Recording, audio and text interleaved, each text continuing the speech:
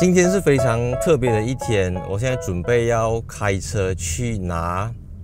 我买的新车。那很明显，我现在还开着我的这一台 Mazda CX-8，就是说我没有卖掉这一台车，我只是为家里的小小的车库增添多一台车子。那既然我没有卖掉这台 CX-8， 那我现在要买的这一台新车，它肯定就不是7人座 SUV， 它甚至也不会是一个 SUV。就是我对空间大的需求不高啦，因为我现在有这个2+2+3的这一台车子，所以在小孩平时我要出远门等等，在市中心驾车，所以是有一点点就没有什么东西好嫌啊。所以言归正传，我现在准备要去拿的这一台车子呢，它对我来讲是其实这台车子我在订的时候大概是9月左右，现在已经是11月29号，差不多12月，有3个月的时间。在我还没有下定金去买它之前，我其实心里面是很期待，同时又怕受伤害，因为它不是一般的车子，它不是一般过去我们买车子会体验到的东西，它的整个purchase 整个购买的过程，到你拿车、交车、注册等等这些手续等等，它都有别于以往过去我们买车的这些东西，它是一个全新的 experience。那对于这个车厂来讲，也是一个全新的 experience， 因为他们才不久前才在马来西亚刚刚设立自己的 office， 所以可是随着时间的逼近，9月、10月、11月头、11月中到11月尾，其实我的心里面是这个怕受伤害的这个情绪是多过期待了的，因为我已经知道我几时会拿车，几时我要拿到我的车，拿到车过后我会做些什么事情。可是你就是觉得你在等的时候，你觉得可以快一点嘛？你买的时候你恨不得好像隔天就拿车。我可能每一天都在试车，但我不可能每一天都在买车，对不对？所以买车这个心情分享是它不是一个 car review。当我们在介绍 car review 的时候， car review 的主角，它的主角是那台车子本身。无论我讲的再多，我讲的再复杂，我讲的再简单，我都只是一个配角，我不是那台车子。你透过我的影片，我只是你跟那台车子的一个桥梁，我只是带你去到那个地方。那至于这个桥梁是用什么 vibranium 做的，用什么 titanium 做的，还是用 carbon fiber 做的，也不是很重要。重要是这座桥梁能够把你带到你想要去的地方，它能够让你不用去到那边，就可以透过我这座小桥去到对岸的流水。那在影片正式开始之前呢，我要感谢今天这一集的赞助商 Enzo CarMate。作为我们长期的这个合作伙伴呢， Enzo CarMate 它是一款采用 Premium Grade TPV 材质的 CarMate， 说它非常耐刮、非常耐磨，而且最重要的就是它不会释放出一些难闻的气体、一些有害的物体，而且它有 Antibacterial 的功能。那我这台车子用了 Enzo CarMate， 这1-2年以来，我觉得它最方便的就是你很容易清洗、很容易清理，因为那些肮脏、那些污垢、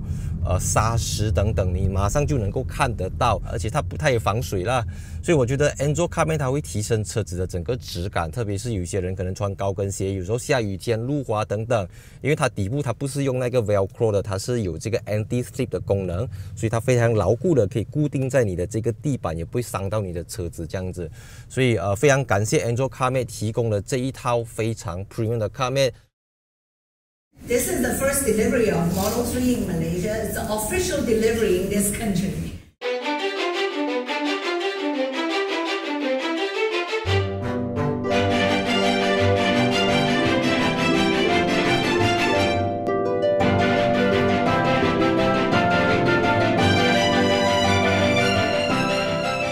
这个就是我的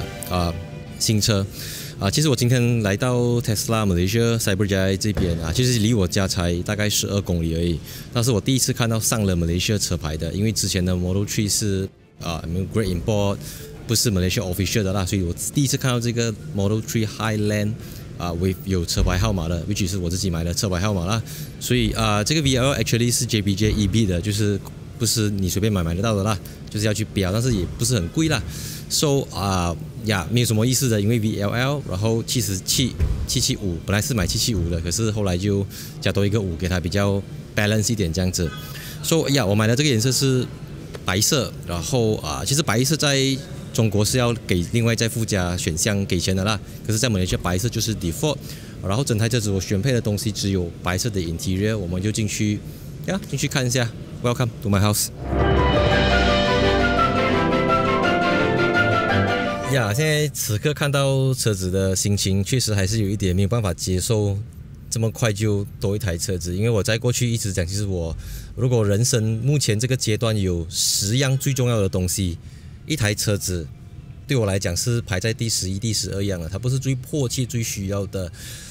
但是因为这个，大家都知道，2023可以说是马来西亚电动车的这个元年，所以我相信从2024年开始，我将会用这台车子去做更多的内容，因为有时候你必须要长期持有这个东西，才能够进行一些更加透彻、更加精准的东西。而且坦白说，我们 as a media person， 有些话我们不能讲，有些话我们能讲，但是只要成为一个 owner。它算是一个避风港，因为你是一个 owner， 所以有些话你可以单刀直入的讲，你可以很开诚布公的讲，不用透过别人的嘴巴，透过别人的东西，你可以亲身去体验。但坦白讲，你知我知，整个汽车市场都知道 Model 3 Standard Range 是从189千起，我这个是 Long Range 啦。我觉得这个价位它没有对手，上面也没有对手，下面也没有对手，前面、后面、中间、左边、右边都没有对手。但我始终相信，世界上没有一样东西是完美的，它一定会有一些缺点、一些瑕疵、一些还没有被发现的一些，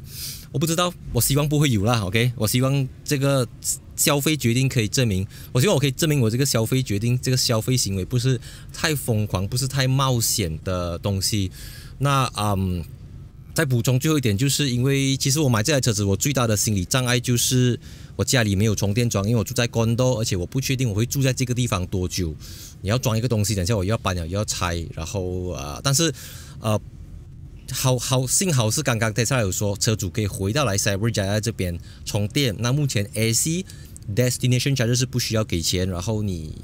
Fast Charge 1块2毛半 per kilowatt hour， 所以对我来讲可以来到这边充电，因为我家来这边12公里，所以来回24公里就解决掉我大部分的烦恼了。所以等一下我们上路开车再分享一下我自己第一次驾自己新买的车的感觉是什么。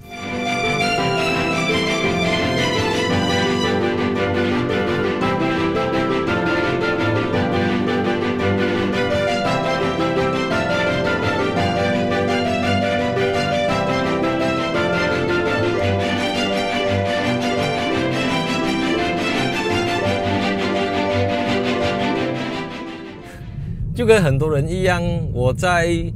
购买这台车子，我在下定金给那个1000块，然后给那个15千之前，我是没有试驾过这台车子。我 try 过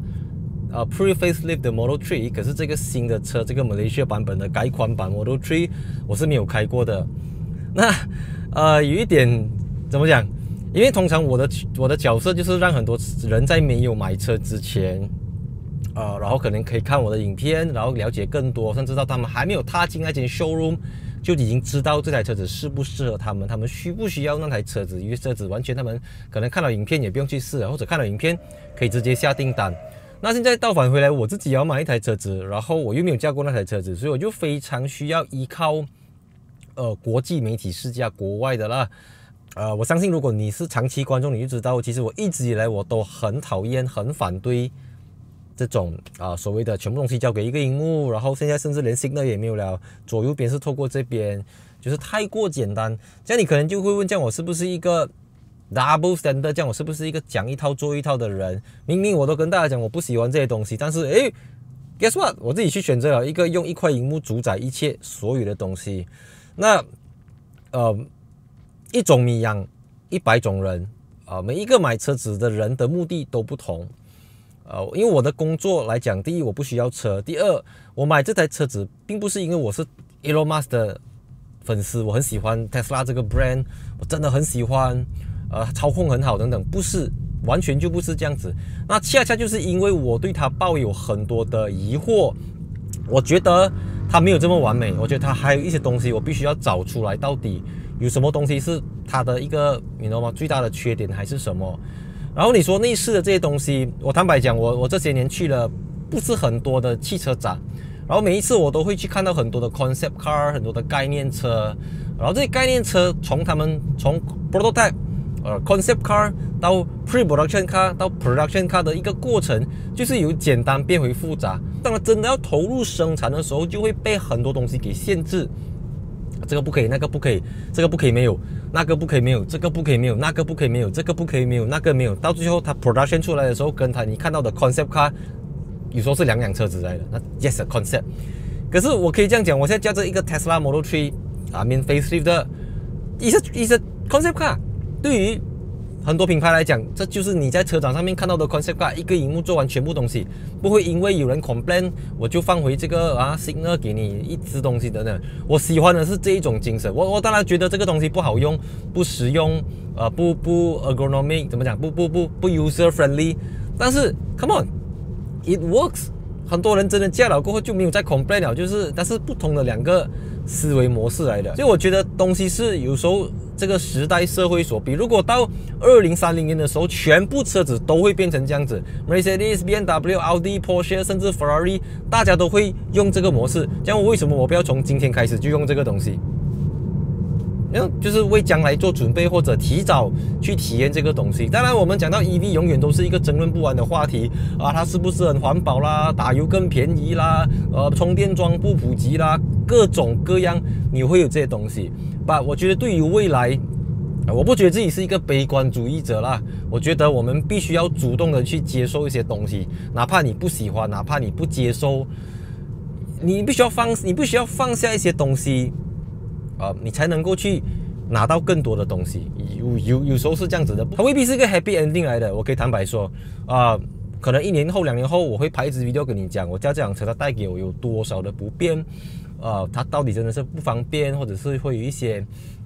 奇难杂症等等，我会跟你分享。它未必是一个 happy ending 的。所以我要表达的是，我今天购买 Tesla， 我今天买一台 Model 3的最大的原因，就是因为我需要告诉你。你不需要买 Tesla， 或者why not give me a try， 就是来试一下，它没有你想象中的那么糟糕，它没有你想象中的那么 overrated 或者 underrated whatever。我觉得这是一个 it's just a beginning。在我们接下去讲之前呢，再次提醒大家，今天这期影片是由 Android CarMate 独家赞助的。那 Android CarMate 是一个由 TPV 材质组成，非常容易清洗，非常容易清理，它非常的耐磨，非常的耐刮，非常的耐用，而且呢，它不会释放有毒的气体，材质也相当的环保，经过了很多官方机构的认证。那最重要的是，我觉得 Android CarMate 它能够提升车子的这个高级感。所以我觉得工欲善其事，必先利其器。Android CarMate 绝对可以让车主在上下车清理等等使用起来的时候，非常的高级。那今天 Tesla Malaysia 主办的这个交车仪式呢，这是我很少数情况下可以以2个身份来出席，一个就是 media， 我要报道 Tesla 的 Service Center 开张了 ，Tesla 的第一批交付车主的这个仪式，但我同时又要作为一个车主去签名、去拿 geran 那些东西等等。那一般上你买车通常是好像 group buy 一样的嘛，我们20个人一起去买一台车子，一起去拿一台车子，就好像我记得我在结婚的时候，我是把宣誓官请出来，所以我的宣誓官是在只是serve我们2个人罢了，我们另外给他一个费用，他出来这样子。可是今天的感觉就好像今天是11月11号，大家一起去婚姻注册局一起去领证结婚这样子，所以我对于这样子的一个仪式不可以讲不喜欢，是觉得有一点很复杂啦，就是太多人，然后我觉得它应该是一个比较私人、比较个人的东西。反正这种东西一生人中也不会有多少次的，而且这个也是蛮有一个历史象征意义的啦，因为这是 Tesla Malaysia 才刚开张，我看不到1-2年，不到1年，然后就交车了。所以这一批你可以说是勇者，你可以说是愚者也有可能是智者，我们不知道，我们就看未来的这个感觉是怎样。那现在这边这2台就是我目前的主要用车啦。那一个是传统的燃油车，一个是象征未来的电动车，但它们之间的差别可不只是在于汽油还是电动，而是在于购买的过程。因为Tesla 它走的模式是叫 B to C。D to C Direct to Customers 就是直接面向消费者去买，所以你一般上你买一台车子，你会有这个 SS Sales Agent 帮你处理你的车卡、你的 Bank Loan 你的 Road Tax、你的 NCD 等等，他会帮你做、帮你 Withdraw 等等。可是Tesla 基本上他们负责来接待你、接洽你的叫 Delivery Agent， 就是 DA 啦简称。这个 DA 它会有些透过 email， 有些可能可以 WhatsApp 你来跟你讨一些资料，给你 invoice， 然后帮你。我觉得整个过程比较头痛是因为 loan 的问题，因为以前 loan 都会有这个 SA 会推荐一些 banker 给你，或者你自己认识一些 banker，他会帮你去处理这样子。那我自己习惯的 bank 就是P 开头的 bank， 可是因为 Tesla 他们有自己的 panel， 就是 Maybank 跟好像是 M-Bank， 所以我就必须要去跟我一个比较不熟悉的银行打交道，完全不认识的人，所以我要给他一些资料等等去接 loan 审批等等，所以这个地方会是我买这台车子整个过程当中比较我们在网上看到有很多人对于整个购买 Tesla 的过程其实有很多的怨言，有很多的抱怨，因为他们其实也很新，那些负责处理你的人他们也不是一般传统这个汽车品牌的那些 sales agent， 他们其实也不是 sales agent 因为如果你是sales agent 的话，你买卖一台车子你会有 commission， 所以你会有 commission， 你会有动力去 service 你的 customer。 那我不确定 Tesla 他们所谓的 sales advisor 或者 delivery agent 他们的整个你知道吗？他们整个叫什么？他们整个工资的方式怎样？但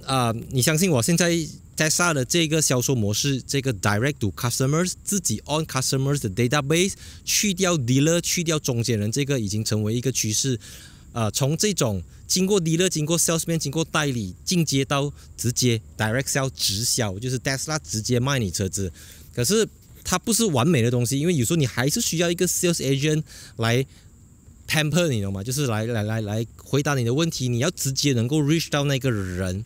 所以如果你要能够直接 reach 到 Tesla 的 sales advisor， 你可以 walk in 到 Tesla Cyberjaya 或者是 Tesla Pavilion Damansara Heights。所以这些 sales advisor 呢，那他们就可以去服务你，然后他们也会为你推荐这个 bank manager， 他在跟你安排等等。那如果你 online 订的话，就不会有 sales advisor 来服务你。那 sales advisor 是会听你的电话，会回答你的问题。所以就看你要怎样子的购买方式，因为不是每一个人都能够来到 KL， 来到 Cyberjaya 或者来到 Pavilion 去找到 sales advisor 的。那如果你在 Glen Valley 的话，或者你在 Cyberjaya， 欢迎来到 Tesla 的 Experience Center， 会有专人为您服务。那当我们在选配的时候呢，所有的东西都是在 website 里面去选择的。那主要有4个东西，第一个就是车身的颜色，标配是白色，你要买黑色、深灰色还是红色都要另外再给钱。那第二个就是轮胎的尺寸，那18寸是配Michelin tires， 19寸是 Hankook tires。然后再来就是内饰了，像内饰标配是黑色的座椅，那我选择的就是多给一个5000块，可以选择白色的座椅。那再下来第4个就是你要选择这个 Enhanced 的 Autopilot，还是 Full Self Driving， 一个16000，一个32000这样子。那就算你没有这2个东西，它也有非常齐全的 Autopilot 就是 Adaptive Cruise Control，它都有给你了的。那我自己选择的这个呢是 Long Range， 那大家都知道，如果你买到Standard Range Rear-Wheel Drive 的，它用的是这个磷酸铁的 LFP 电池。那磷酸铁的话就能够充到 100%， 那 NCM 3元锂电池通常建议是充到 80%， 不要充到满。但是 OK， 我们来看现在Rear-Wheel Drive 是513公里 WLTP， 那 Long Range 是629公里 WLTP。那就像我在上一支影片讲过了的，Tesla Malaysia 给到你的这个续航里程的数据是 based on 19寸的轮圈，而不是18寸。所以类似我这个629公里 WLTP， 如果我用18寸，它可以去到678公里。所以678公里，我 reserve 一个 20%， 就是678公里乘 80%， 我还有 542.4 公里，也就是比这个Standard Range Rear-Wheel Drive 的充到满的513还要多。那你讲如果我买Standard Range 的，但是我用18寸是多少？553公里。所以542跟553还是有优势的。那为什么我会选择这个Long Range All-Wheel Drive？有几个东西是影响我做这个决定的啦。第一个就是17个 speakers， 因为如果你买到最 low spec 没有最啦 ，I mean 你买到那个 Rear-Wheel Drive Standard Range 的，它标配是9个 speakers 而已。那再来就是充电的时间了，因为你买到这个 Rear Wheel Drive 的，它是支援170 kW DC， 那这个3元锂电池的 Long Range 是支援250 kW 的 DC， 所以充电时间更加的快，更加的短，更加的省时间。那 AC 就一样，大家都是11 kW 的这个 AC 慢充。再来一个就是 All Wheel Drive 呢，它的0到100是 4.4秒，但这个我放在最后一样啦，因为我觉得根本不重要，因为你只要驾过了电动车。你根本不在乎到底加速动力了的，因为有 Instant Torque， 然后 4.4秒已經是 W205 AMG C43 的加速表現，也是現在的這個 G20 M340i xDrive 的加速表現，同樣是 4.4秒啦。所以這個價錢可以讓你 4.4秒已經是沒有得好想了的啦。不拉給嘛，對不對？那在影片结束之前呢，我要再次感谢今天这期的赞助商 Andro Carmate， 因为 Tesla 它原种来的这个 carpet 呢，它是布的 ，OK， 然后它会怎么讲？它会很容易肮脏啊，它会吸水等等，所以我觉得长期保养上面不是这么容易啦。然后因为 Andro 是用一个高档的 TPV 材质组成，容易清洗，容易清理，容易看到肮脏，容易把灰尘导出来，容易把沙子导出来。你要吸尘的时候也知道自己到底吸到干不干净没有，所以非常的一目了然。那你知道吗？我买这台车子最多人有疑问的就是为什么你要选白色，然后就开始长篇大论了啦，叭。OK， put it this way， 其实白色跟黑色，很多讲白色比较容易肮脏，准确的来讲是白色比较容易看到肮脏，因为黑色它很肮脏，你看不出不代表它不肮脏。里面说你讲仔细看它了，因为我希望我的这台车子可以成为我的一个工作室，让我有比较舒服、比较轻松的感觉。然后整个这个价位几乎没有人可以给到你选配白色的座椅了。那这个要回到我自己第一次刚入行不久的时候，我就去了日本的福冈。那个时候我就试驾了一台 Mazda 3， 是白色的座椅，差不多也是这样的 pattern 打孔式座椅。所以那时候我就跟我自己讲，哇！如果我有得选择，我的车子车商给我选要白色的座椅，我一定要选择白色，哪怕我有2个小孩啊，4岁、3岁、2岁现在。哦，white color 的 ，white color 的。弟，不要吹弟。大概是这样子，有什么疑问？记得 follow 我的 Instagram， 看一下 Facebook page， 然后预知更多关于，比如说 Andro Carmate 这一次就有给予我们的观众朋友一个独家的 promo code， 只有5天啊！你过后再看这支 video 有没料，去这个 video description 或者是我的置顶留言，会告诉大家这样子。哎呦，蝴蝶 ，the heck， 你若盛开，蝴蝶自来就是这个意思。还有很多苍蝇跟蜜蜂啊。